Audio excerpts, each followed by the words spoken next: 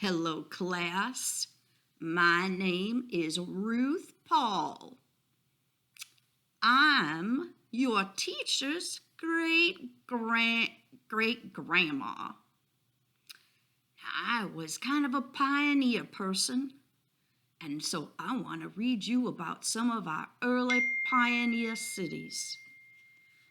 This book I gave to your teacher many years ago. It's called The Pioneer Cities of America by Ella Gates Jones.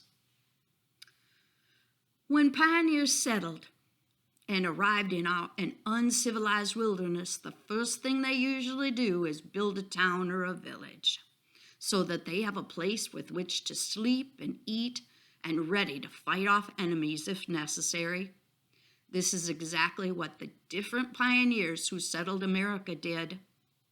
In every part of our country, brave men and women built homes, then forts, villages, and finally cities. Today, these landmarks are our pathway back to the exciting years of America's early history. Now, the oldest of these cities of the United States is St. Augustine, Florida. It was founded in 1565 when Spaniards landed in Florida to destroy a French settlement that threatened the safety of the Spanish treasure fleets. The French were defeated on St. Augustine's Day, and when the Spaniards established the small village, they named it for the saint. Soon St. Augustine became the Spanish headquarters of the New World, which Spain claimed north of Labrador and west of Mississippi. Here's a picture of one of the early buildings of St. Augustine. In November 9th, 1620, the 102 passengers of the Mayflower sighted land. These people, the Pilgrims, named their little settlement Plymouth, after the last port they had been left in England before their voyage to the Massachusetts coast. That first winter was very difficult, and many of the Pilgrims died from cold and hunger. At first, they put no markers in their cemetery, lest the Indians would know markers in their cemetery and many of the graves and attack. The next spring, a friendly Indian named Squanto showed them how to plant Indian corn, but food was still very scarce for several years. In spite of all these hardships, the Pilgrims stayed in the strange new wilderness. Plymouth Rock, where according to legend the Pilgrims first set foot on solid ground, is not very large, but it's an underlying reminder of the Pilgrims' courage and determination. Plymouth became the first permanent white settlement in New England. Charleston, South Carolina was originally called Charlestown in honor of King Charles II of England. It was settled in 1670 and became the most wealthy and aristocratic of the 13 American colonies.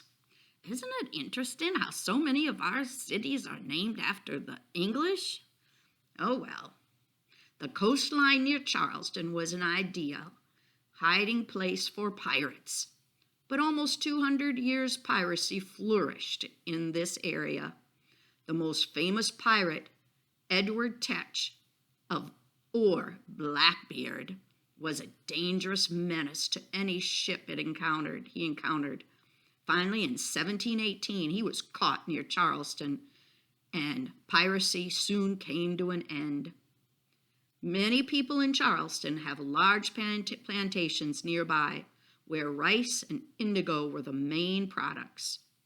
These plantations require many workers, and thousands of slaves were brought from Africa and sold in the marketplaces to the highest bidder. These are some pictures of Charleston.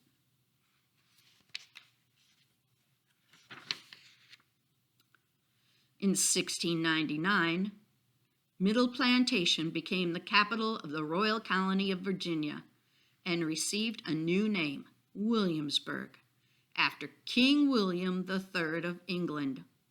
There's another place named after an English king. It was here that great statesmen planned our democratic form of government. Today, Williamsburg looks the way it did when it was a colony and state capital from 1699 to 1779.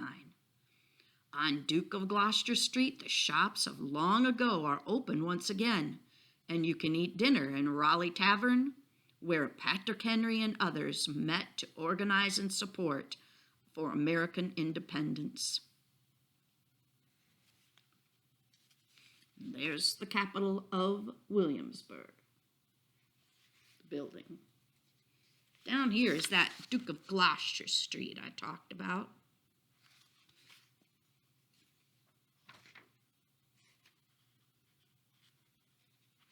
Now we're making our way west. Spaniards founded Santa Fe, New Mexico, which means Santa Fe means holy faith, in 1609. The area was occupied by Indians, Native Americans we call them. Those whose towns called pueblos were built out of clay or adobe. With this same clay, about 25 miles later, the Spaniards built the mission of San Miguel for their Native American servants. The Spaniards controlled Santa Fe for many years. But when the Mexicans won their freedom from Spain in 1821, trade was developed between the United States and Santa Fe.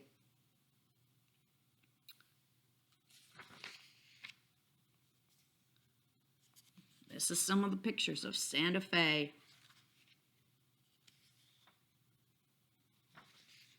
The last city I'm going to read you about is Virginia City, Nevada. Named for prospector named Old Virginia, was founded in 1859. This is one of the first ones not named after an English king. At the time, Compton Lode, a rich in silver and gold ore, was discovered nearby. 10 years before, the California gold rush had begun, and whenever a rich strike was made in a town was created out of the flock of people who came to see if they could make their fortune there too. In 1880, 11,000 people lived in Virginia City. Today, the population is about 600. Virginia City is almost a ghost town, but it is still a wonderful relic of the frontier life. Today, unless you're willing to go to the Arctic regions and the deep jungles, we cannot experience the same kind of pioneer adventures that these early settlers knew, but we can visit beautiful towns and cities all over the United States and see exciting, colorful reminders of our past. Well, I hope you enjoyed that book. I'll be back and read you some more stories from these old books of your teachers. Not very politically correct, I'm afraid, because they're from the 60s. But I hope you enjoy some of them. Have a good day. I'll see you soon.